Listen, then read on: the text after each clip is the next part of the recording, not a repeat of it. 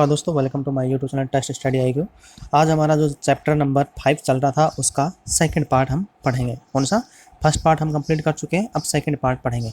First part में जो हमने कंप्लीट किया है एक बार मैं उसको रिवाइज कर देता हूँ भाई, क्या क्या हमने फर्स्ट पार्ट के अंदर जो पढ़ा था। तो फर्स्ट पार्ट में हमने पहले पढ़ा था सबसे पहले कि ऑनलाइन बैंकिंग क्या होती है भाई, ऑनलाइन बैंकिंग किस हिसाब से काम करते हैं, तो उसके बारे में पढ़ा था। फिर उसके बाद में हमने पढ़ा था भाई ऑनलाइन बैंकिंग के बेनिफिट्स हैं, तो उनके बारे में, जो इसकी यूजेज है यानी सेवाएं हैं उनके बारे में भाई। हम इसके बाद में हमने जैसे खाता खोलते हैं तो भाई किस हिसाब से हम अपना बैंकिंग में खाता खोल सकते हैं, किस हिसाब से अपन जनधन अकाउंट हो गया, इसके अलावा भामाशाह सक्षम बैंक खाता हो गया, क्या हो गया, जनधन हो गया, भामाशाह हो गया, ठीक है। उसके बाद में जो ऑनलाइन डिजिटल भुगतान की जो पद्धति है यानी डिजिटल पेमेंट मेथड थे और प्लेटफॉर्म थे, डिजिटल प्लेटफॉर्म और मेथड थे, उनके बारे में पढ़ा भाई। कौन कौन से डिजिटल पेमेंट है और कौन कौन से डिजिटल पेमेंट क्या है मेथड है, उन सब के बारे में पढ़ा। जैसे क्रेडिट कार्ड हो गया, डेबिट कार्ड हो गया, क्या हो गया, क्रेडिट कार्ड हो गया, डेबिट कार्ड हो गया, रुपे कार्ड हो गया, ठीक है, रुपे कार्ड हो गया। उसके बाद में नेट बैंकिंग हो गया, credit card, debit card, RuPay card, net banking, pose, तो जिन सब के बारे में हम डिटेल के अंदर पढ़ चुके हैं। आज हम सेकंड पार्ट है, उसके अंदर मोबाइल पेमेंट है। क्या है मोबाइल पेमेंट, किस हिसाब से कितने हैं, क्या क्या है, कौन कौन से हैं मोबाइल पेमेंट करने के ऑप्शन है, उन सब के बारे में डिटेल के अंदर पढ़ेंगे। शुरुआत करने से पहले एक इन्फॉर्मेशन, यदि आपको लेक्चर पसंद आता है आप इसे लाइक कर सकते हैं, शेयर कर सकते हैं, कमेंट कर सकते हैं। क्या कहते हैं, लाइक कर सकते हैं, शेयर कर सकते हैं, कमेंट कर सकते हैं। यदि लेक्चर पसंद नहीं आता तो आप इसे डिसलाइक भी कर सकते हैं। उससे पहले डिसलाइक क्यों किया कमेंट बॉक्स में लिखकर ज़रूर बताएं। तो शुरुआत करते हैं हमारा आज का टॉपिक। तो आज का टॉपिक है मोबाइल पेमेंट्स। क्या है मोबाइल पेमेंट भाई, मोबाइल पेमेंट है तो मोबाइल पेमेंट में किस हिसाब से हम मोबाइल से पेमेंट कर सकते हैं, कौन कौन सी डिवाइसेज हैं, कौन कौन से जो आज के टाइम में क्या है जो मोबाइल वॉलेट है कौन कौन से हैं, उनसे हम क्या कहते हैं पेमेंट कर सकते हैं। तो ये सब के बारे में डिटेल के अंदर हम क्या पढ़ेंगे, इसके अंदर पढ़ेंगे। तो मोबाइल पेमेंट्स कौन कौन से हैं। मोबाइल पेमेंट क्या होता है, आमतौर पर मोबाइल डिवाइस या उसके द्वारा की जाने वाली भुगतान सेवाओं से क्या होता है, रिलेटेड होता है, संबंधित होता है। इसको हम क्या कहते हैं मोबाइल मनी भी कहते हैं। क्या कहते हैं इनको, इनको हम क्या कहते हैं मोबाइल मनी भी कहते हैं, मोबाइल वॉलेट भी बोलते हैं, या डिजिटल वॉलेट भी नाम से बोला जाता है। जैसे UPI यूनिफाइड पेमेंट इंटरफेस हो गया, भीम UPI हो गया, माइक्रो ATM हो गया, आधार एनेबल पेमेंट सिस्टम हो गया, इसके अलावा USSD हो गया, क्या हो गया, USSD हो गया, आधार पेमेंट सर्विस हो गया, UPI हो गया, भीम UPI हो गया। तो ये सब क्या है हमारे वॉलेट्स हैं। इसके अलावा ये जो एप्लीकेशंस वगैरह ये किन के नियमों का पालन करता है, तो ये जो हमारी वित्तीय नियम है, फाइनेंशियल रूल से तहत के संचालित होते हैं, जो RBI की जो गाइडलाइन है इनके द्वारा जो संचालित होता है उन सभी का ये पालना करते हैं। तो इनमें कुछ पेमेंट्स हैं, तो वो कौन कौन से हैं, तो उन सब के बारे में डिटेल में पढ़ेंगे। तो पहला पेमेंट ऑप्शन हमारा मोबाइल या डिजिटल वॉलेट, मोबाइल या डिजिटल वॉलेट। तो मोबाइल या डिजिटल जो वॉलेट है इसमें क्या कहता है, हम ऑनलाइन प्लेटफॉर्म है जो उपयोगकर्ताओं का करता है एक बैंक अकाउंट कितने का करता है, उपयोग करने की कहता है सुविधा प्रदान करता है। यानी बैंक अकाउंट होता है उसी प्रकार का करता है ये मोबाइल या डिजिटल वॉलेट। क्या करता है, हमें बैंक अकाउंट यानी उसके अनुसार क्या करता है उपयोगकर्ता का करता है पैसा रखने की कहता है सुविधा प्रदान करता है। अब इसमें क्या करता है उपयोगकर्ता मोबाइल वॉलेट में पड़ता है एक खाता बनाने की आवश्यकता होती है। मोबाइल वॉलेट खाते में debit card, credit card, online transaction कर के माध्यम से क्या कहता है हम पैसा जमा कर सकते हैं। और फिर उसके बाद में जहाँ पे भी जिसको भी क्या करना पड़ता है खर्च, हमको जिसमें ऑनलाइन पेमेंट करना है, ऑनलाइन परचेजिंग करनी है, तो उससे क्या कहते हैं हम उसको पेमेंट वगैरह कहते हैं खर्च कर सकते हैं, यानी उस पेमेंट को यूज कर सकते हैं। इसके अलावा किसी को ट्रांसफ़र करना है, किसी को भेजना है, किसी को बिल पेमेंट करना है, तो ये सब हम इसमें कर सकते हैं। इसके साथ में जो मोबाइल रिचार्ज वगैरह है वो भी हम कर सकते हैं। अब मोबाइल वॉलेट और बैंक खाते के अंदर ऑनलाइन ट्रांजैक्शन में अंतर इतना है कि मोबाइल वॉलेट से किसी भी व्यक्ति को किसी दूसरे बैंक खाते में ट्रांजैक्शन करने पर कोई शुल्क देना नहीं पड़ता है, और कार्ड वितरण और पिन नंबर दर्ज करने की क्या होती है ज़रूरत भी नहीं होती है। अब देखो भाई, जब हम मोबाइल वॉलेट से किसी भी व्यक्ति को करते हैं दूसरे अकाउंट, जैसे मेरा अकाउंट क्या है PNB के अंदर है, क्या है PNB के अंदर मेरे को करना है SBI में ट्रांसफ़र करना है, SBI के किसी अकाउंट में ट्रांसफ़र करना है, तो मैं क्या करूँगा ऑनलाइन मोबाइल वॉलेट से मैं करूँगा तो डायरेक्टली मैं कहता इसमें ट्रांसफ़र कर सकता हूँ, मेरा कोई चार्जेज नहीं कटेगा।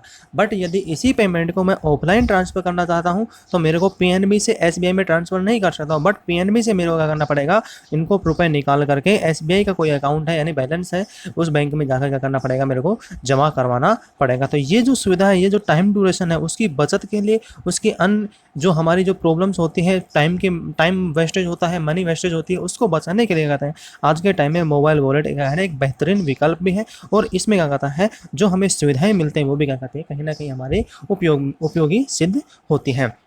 इसके अलावा जो हमारे देश में मोबाइल वॉलेट है वो कौन कौन से यूज में आ रहे हैं, तो आज के टाइम में मैक्सिमम वॉलेट, बहुत से वॉलेट यूज आ रहे हैं। हर कंपनी, हर बैंक सेक्टर है वो अपना क्या कर रहा है, एक ऑनलाइन पेमेंट ऑप्शन का कर रहा है, वॉलेट जारी कर रहा है। जैसे पेटीएम हो गया, जो मुख्य है वो मैं आपको बता रहा हूँ। पेमेंट हो गया, SBI बड़ी हो गया, SBI वीनो हो गया, क्या हो गया, वीनो हो गया,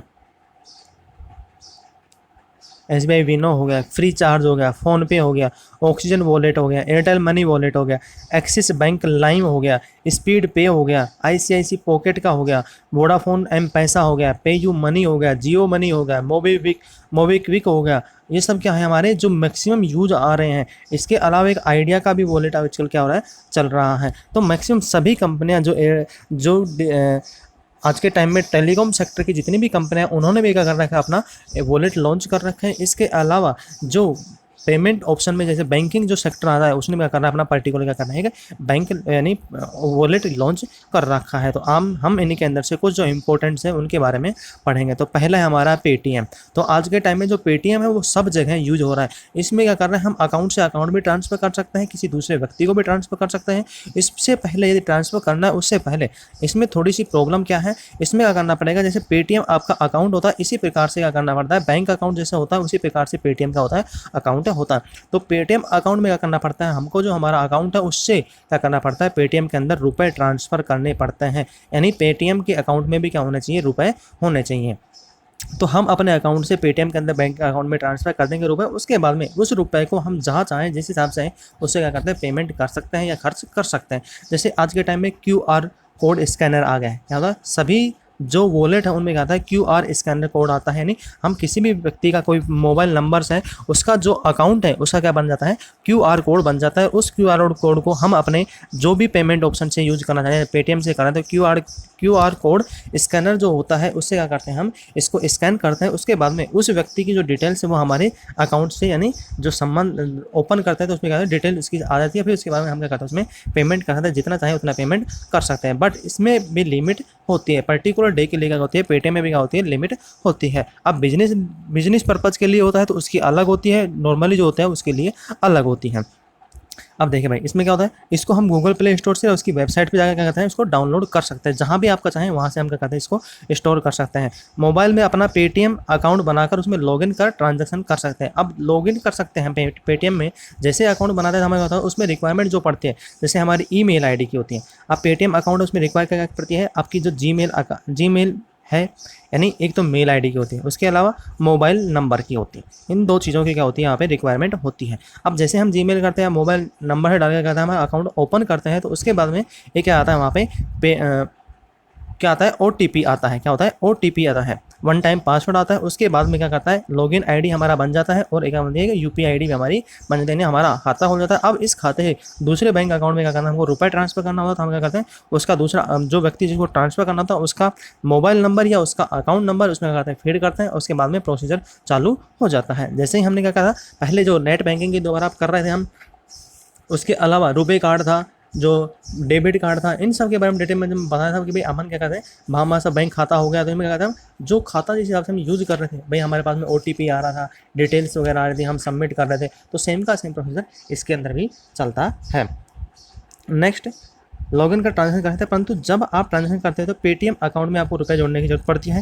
जैसे निजी अकाउंट में आप ट्रांसफर करके जोड़ सकते हो, डेबिट कार्ड यानी भी जोड़ सकते हैं, यानी किसी भी अकाउंट से आप जोड़ सकते हो, डेबिट कार्ड से भी जोड़ सकते हो, क्रेडिट कार्ड से भी जोड़ सकते हो, अपने पर्सनल अकाउंट है उससे भी, बैंक अकाउंट है उससे भी जोड़ सकते हैं। तो हम क्या करना पड़ता है, हमको यहाँ पे अपना अकाउंट से करना है, जोड़ना पड़ता है। उसके बाद हम उस पेमेंट को पेटीएम वॉलेट से करते हैं, हम उसको खर्च कर सकते हैं। और पेटीएम वॉलेट में हम अपनी जो धनराशि उसको क्या देख भी सकते हैं, यूजेज है उनकी जो हिस्ट्री है वो भी देख सकते हैं, हमने क्या करा, खर्च किया है, कहाँ पे इसका यूज लिया है। इसके साथ में आज के टाइम में क्या हो रहा है, जो सभी जो वॉलेट है वो क्या कर रहे हैं, कूपन वगैरह भी क्या कर रहे हैं, हमको डिस्ट्रीब्यूट कर रहे हैं। यदि हम कहीं ट्रांजैक्शन कर रहे हैं, कोई फिक्स करते हैं तो उसके बाद कहते हैं कूपन भी प्रोवाइड करते हैं, जिसको कहीं ना कहीं हम कहते हैं ऑनलाइन शॉपिंग के लिए, परचेजिंग के लिए हम कहते हैं उनको यूज कर सकते हैं। Next, free charge. क्या है, फ्री चार्ज एक ई-कॉमर्स वेबसाइट है जो मोबाइल वॉलेट है। क्या है, फ्री चार्ज है वो क्या है कि ई कॉमर्स वेबसाइट है, जो क्या है कि मोबाइल वॉलेट है, जो भारत में प्रीपेड मोबाइल फ़ोन यानी जो फ्री चार्ज है वो रिचार्ज का क्या देती है, एक ऑप्शन देती है, जिसे किसी भी बैंक का करना पड़ता है, किसी भी पोस्ट पेड मोबाइल पर, लैंडलाइन मोबाइल पर, लैंडलाइन तो होगा नहीं, पोस्ट पेड पे, प्रीपेड पे, इसके अलावा जो डीटीएच है, डेटा कार्ड है, ठीक है, मोबाइल रिचार्ज जितने भी हैं उन सब का करना पड़ता है, फ्री चार्ज से हम रिचार्ज कर सकते हैं। इसके अलावा फ्री चार्ज से क्या करता है, जब भी हम रिचार्ज करते हैं तो कहीं ना कहीं हमें ज़्यादा बेनिफिट मिलता है, यानी कैशबैक प्रोवाइड करवाई जाती है।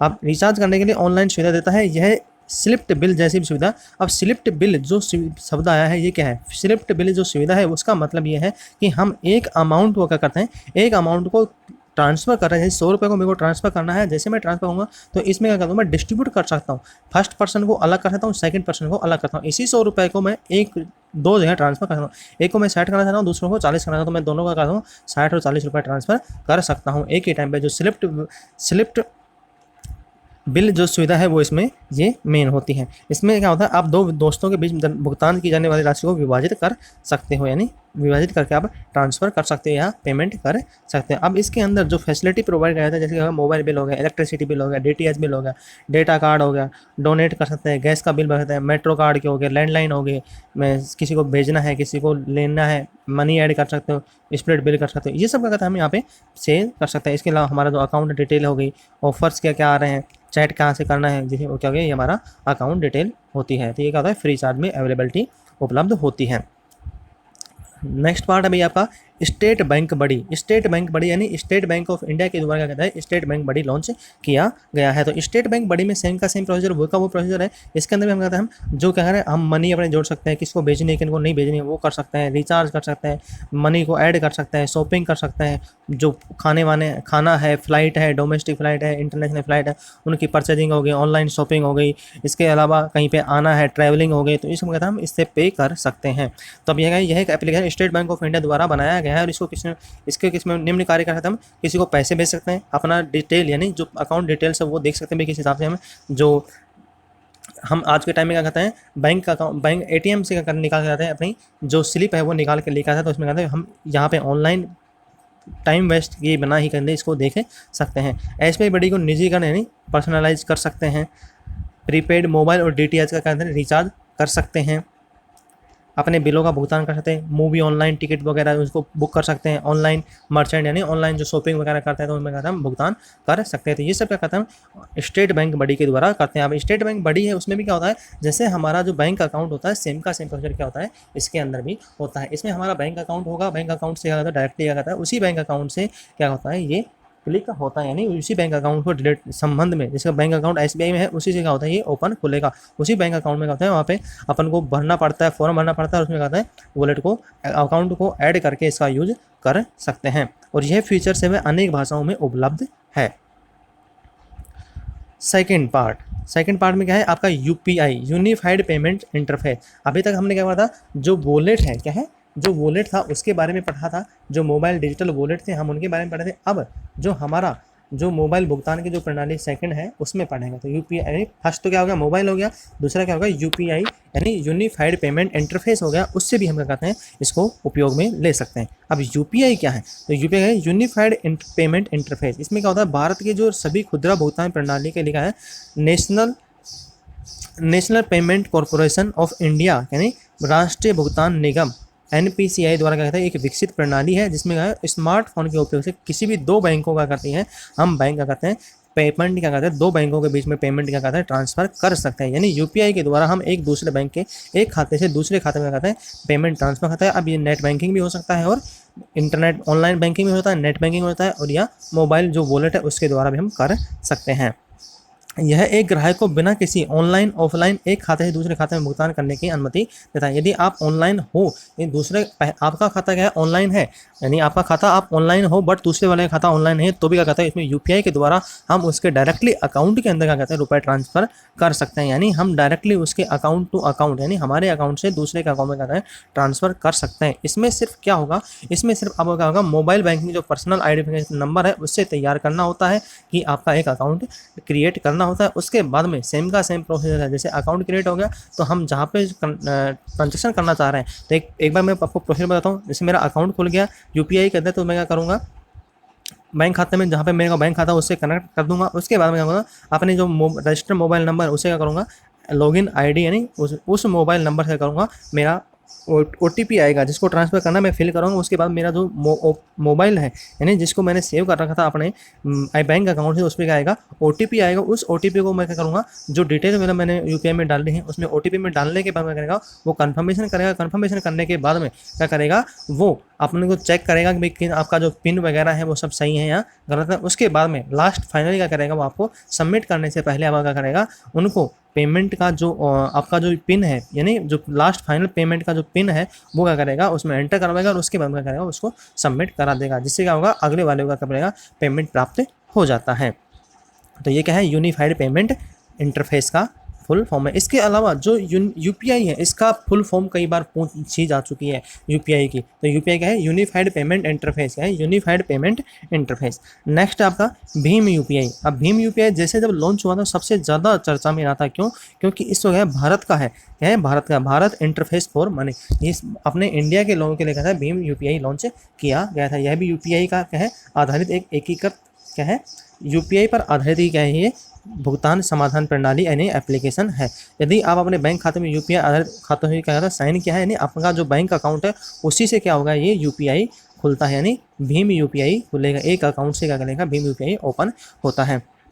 साथ में आपके अकाउंट में क्या होना चाहिए, नंबर जो है अकाउंट के साथ में एक आपका मोबाइल नंबर भी होना चाहिए, जिसपे क्या होता है, कहीं ना कहीं आपका क्या है, सिक्योरिटी के पर्पज़ के द्वारा इसको यूज करता है। उसमें OTP भी जाता है और बार बार जो सेवाएं सूचनाएं हैं वो भी कहती हैं यहाँ पे दी जाती हैं। अगर कहते हैं तो आप डिजिटल ट्रांजैक्शन करने में भीम ऐप का उपयोग करने में सक्षम होते हैं। अब इसको जो UPI है इसमें हम कहाँ पे यूज़ करते हैं, आपके जो मोबाइल है एंड्रॉयड है या iOS यानी एप्पल का है या एंड्रॉयड है, उन सभी के अंदर कहते हैं इसको यूज कर सकते हैं। इसको यूज करने के लिए करना पड़ेगा आपको, एप्लीकेशन से जाके एप्लीकेशन पे गूगल प्ले स्टोर पे जाके भीम एप्लीकेशन जाके डाउनलोड करना पड़ेगा। और जो प्रक्रिया फिर उसके बाद में डिटेल उसमें फिल करनी पड़ेगी। डिटेल फिल करने के बाद में क्या करेगा, वो आपके बैंक अकाउंट की डिटेल्स है वो मांगेगा। उसके बाद में जहाँ पे आपके मोबाइल नंबर से जो मेल ID से जो खोलना चाह रहे हो पासवर्ड वगैरह से, तो पासवर्ड फिल करवाएगा, मेल ID भरवाएगा। जैसे कंप्लीट हो जाता है उसके बाद में क्या करेगा, वो जिस अकाउंट के आपको ट्रांसफ़र करना है तो उसमें अकाउंट की डिटेल मांगेगा, जहाँ पे कहाँ IFSI जो कोड है वो सब पूरी डिटेल मांगने के बाद में क्या करेगा, कन्फर्मेशन करेगा। कन्फर्मेशन करने के बाद में आपके मोबाइल नंबर पे क्या भेजेगा, OTP वन टाइम पासवर्ड आपको सेंड करेगा। वन टाइम पासवर्ड सेंड करने के बाद में उसमें क्या करेगा, कन्फर्मेशन करेगा कितना पेमेंट करना है कितना नहीं करना है। उसके बाद में क्या करेगा, फाइनल सबमिट करवा देगा और लास्ट में अंतिम पासवर्ड आपसे पूछेगा। ये क्या होता है, भीम UPI का उपयोग होता है। Next USSD unstructured supplementary service data. क्या है, unstructured service supplementary service data. यह क्या है, बुनियादी सुविधा युक्त क्या है, मोबाइल फ़ोन का उपयोग करके मोबाइल बैंकिंग का क्या करना पड़ता है, ट्रांजैक्शन की क्या देता है, हमको अनुमति देता है। यानी यह बुनियादी सेवा युक्त मोबाइल यानी इंटरनेट अवेलेबिलिटी को देखते हुए ना है या नहीं है तो भी क्या करेगा, ये काम कर देता है। इस सेवा का उपयोग करने के लिए आपके पास इंटरनेट कनेक्शन या स्मार्टफोन आवश्यक नहीं है, यानी स्मार्टफोन है या नहीं है इसमें इंपॉर्टेंस नहीं है। बट इसको यूज़ करने के लिए करना पड़ेगा आपको, अपने मोबाइल फ़ोन से, जो भी मोबाइल फ़ोन है वहाँ पर करना पड़ेगा *99# डायल करना, 99# डायल करना पड़ेगा। उसके बाद में जो भी दूरसंचार सेवा प्रदाता है वो क्या होती है, सभी में एक समान होती है। वो क्या कहता है, आपके अकाउंट से क्या करना, उसको क्या करना पड़ेगा, सीधा ट्रांजैक्शन यानी कंप्लीट जो भी आपका बैंक अकाउंट से आपका मोबाइल नंबर अटैच है उससे क्या करेगा, सीधा कनेक्ट करता है। उसके बाद में आप इनसे कुछ सेवाएं जो यूजेज कर सकते हैं वो कहते हैं बैलेंस, यानी बैलेंस इंक्वायरी है वो कर सकते हो, मिनी स्टेटमेंट निकाल सकते हो, आप अपना फंड ट्रांसफ़र है किसको क्या है किसको करना है वो कर सकते हैं। MMID पे जा सकते हो, आपकी पे पिन चेंज कर सकते हैं, यानी आपका जो मोबाइल पिन है उसको बदल सकते हो। OTP उत्पन्न करते हैं, यानी OTP जो आपका है उसको बदल सकते हो या चेंज कर सकते हो या दोबारा प्राप्त कर सकते हो। ये कहते हैं यानी स्ट्रक्चर्ड सप्लीमेंट्री सर्विस डेटा का कहते हैं, आप इसका यूज कर सकते हैं। RSAT के एग्जाम में USSD की फुल फॉर्म 3 से 4 बार पूछी जा चुकी है, तो आप मोस्ट इंपॉर्टेंट है अनस्ट्रक्चर्ड सप्लीमेंट्री सर्विस डेटा, इसी का है फुल फॉर्म है। नेक्स्ट पार्ट AEPS आधार अनेबल पेमेंट सर्विस, यानी आधार सक्षम भुगतान प्रणाली।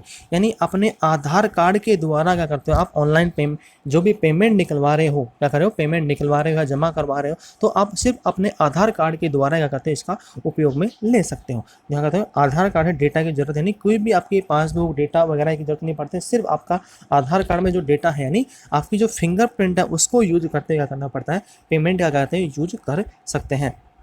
तो इसको भी किसने बनाया है, जो हमारी राष्ट्रीय भुगतान प्रणाली है यानी national payment corporation of India के द्वारा क्या है इसको बनाया गया है। और यह किसकी तर्ज पे बनाया गया है, यूपीआई और यूएसडी की तर्ज के ऊपर ही क्या है इसको चालू किया गया है।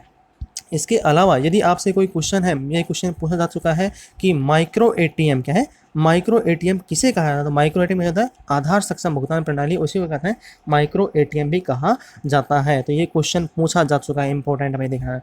यह पोज मशीन, जो हमारी पोज मशीन मैंने आपको बताई थी भाई, कार्ड स्वैप जो करते हैं मॉल के अंदर या कोई दुकान के अंदर, तो सेम की सेम क्या होती है, ये प्रणाली भी क्या होती है वैसी की वैसी ही होती है। इसमें भी पोज मशीन के जैसे क्या होता है प्रिंट उसमें उपयोग होता है, बट इसमें पोज मशीन की जगह एटीएम कार्ड, डेबिट कार्ड की जगह क्या होता है यहाँ पे, जो आपका फिंगरप्रिंट है, क्या आता है फिंगरप्रिंट है, उसका यूज करते हुए क्या करती है प्रिंटिंग, जो फिंगरप्रिंट का उपयोग करने वाली जो बायोमेट्रिक मशीन होती है उसका उपयोग होता है। और फिर क्या करता है वो, जो आपकी जो फिंगरप्रिंट है उसके उपयोग करते हुए करते हैं आपके अकाउंट से लिंक होता है, बाद में क्या करता है आपके अकाउंट से पैसे जो ट्रांसफर करने होते हैं या किसी को देने होते हैं, तो वो क्या करता है इसको यूज करता है। जबकि पोज मशीन में एटीएम कार्ड या डेबिट कार्ड की क्या होती है, रिक्वायरमेंट पड़ती है। तो ये क्या है, आधार सक्षम भुगतान प्रणाली यानी आधार अनेबल पेमेंट सिस्टम है। लास्ट और अंतिम पेमेंट सिस्टम है आपका गूगल तेज ऐप। तो गूगल तेज ऐप है वो किसका एक यूज है, यानी गूगल ने क्या कर दिया इसको लॉन्च किया है। गूगल ने इसको क्या किया था, लॉन्च किया था, और वो किसके लिए, जो इंडिया के व्यक्ति यानी इंडिया के जो लोग हैं उनके लिए क्या करा इसको लॉन्च किया था। और यह किसकी, जो राष्ट्रीय भुगतान निगम यानी एनपीसीआई है उसके द्वारा क्या था विकसित किया गया था। यानी इंडिया के एनपीसीआई के जो रूल रेगुलेशन है उनको क्या करता है ये सर्व यानी संपन्न करता है, यानी फिक्स करता है, उसके बाद क्या करता है इसका काम करता है। यह क्या करता है कई भाषाओं में भी क्या है उपलब्ध है, यह कई भाषाओं में क्या है जो आज अभी तक है यह देश की 8 भाषाओं में क्या है उपलब्ध है।